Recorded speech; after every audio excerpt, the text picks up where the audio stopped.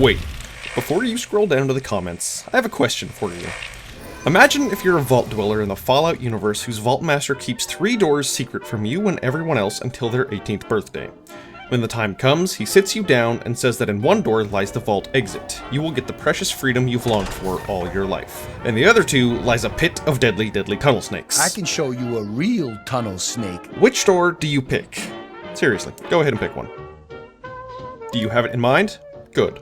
After stating your choice, the Vault Master proceeds to open one of the doors you didn't pick, which reveals a group of tunnel snakes, and then asks you if you want to stick with your current choice or switch to the other door. There are now 2 closed doors in front of you, one containing freedom, the other containing certain death. Do you stick with your first pick, or do you switch to the other door? I'll give you a minute. Have you decided? Good. If you said you wanted to stick with your original door, I'm sorry. Chances are you met a grisly fate at the hands of some unruly tunnel snakes. But if you said you wanted to switch, then you are in the minority of people who made the right choice. Now, I can hear you saying, but Sean, there was only 2 doors. That's a 50-50 chance. How can one be better than the other? Well, the answer to that is that it wasn't 50-50. And it wasn't a trick question, there were no secret options or mind games, just good old-fashioned statistics. This is called the Monty Hall problem, and it's been confusing people for generations. The truth is, you actually have a 2/3 chance of surviving if you take the Vault Master's suggestion to switch. If you don't believe me, let's look at all of our options if you start by picking a random door. Let's say door 1. If the exit is behind door 1, doors 2 and 3 contain death.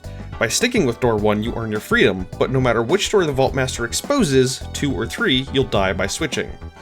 But if the exit is behind door 2, then 1 and 3 contain death. When you stick with door 1, you will lose, but if you switch after door 3 is revealed, you win. The same can be said if the exit's behind door 3. By sticking with 1, you lose, but by switching after door 2 is revealed, you get set free. Now, when we go back and look at the results, you see quite clearly that switching wins 2/3 of the time, while staying wins only 1/3 of the time. Of course, this can be done with the other 2 doors, which produces the same results. Okay, so now you see it for yourself. Now you believe me, but why? How? First you're picking 1 out of 3 doors, then you're picking 1 out of 2 doors. When do your odds go up to 2/3? Imagine if there were 1,000 doors. After picking 1, the Vault Master eliminates 998, leaving the 1 you picked and 1 other. Would you still be confident that you successfully guessed a 1 in 1,000 chance, or would you switch? Most people would switch, and rightly so. The reason your odds go up is because the Vault Master's choice isn't random. He's not really eliminating 1 out of 3 doors, he's eliminating 1 out of 2 wrong doors. Now, if this logic still seems confusing to you, you're not alone. People who've spent their lives studying mathematics and statistics have argued vehemently against this logic, but it took an actual study of 1,000 people's choices to convince them otherwise. In fact, this problem has even gotten so much notoriety that it's studied not just in math, but in behavioral psychology, because no other experiment comes close to fooling so many people so consistently. If it were just left to chance, one would assume that at least 1/3 of people would get it right, but the real number is close to 1/8. Think about that. If you ran this experiment on 100 people, 66 could walk away with their life, but only 13 will. There are 3 theories why humans do this. One is that we tend to overvalue what we already have. We think the first door is better just because it was chosen by us, even though the odds were against us.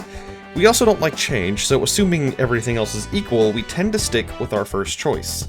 Finally, if humans know they're at risk for making a mistake, they would rather make that mistake from inaction rather than making the wrong choice.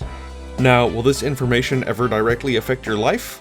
Probably not. Not unless a nuclear war turns the world into a radioactive wasteland, but it is useful to know that when dealing with unknown situations, we tend to base our decisions on emotions rather than logic, which, to me, explains quite a lot about human nature as a whole.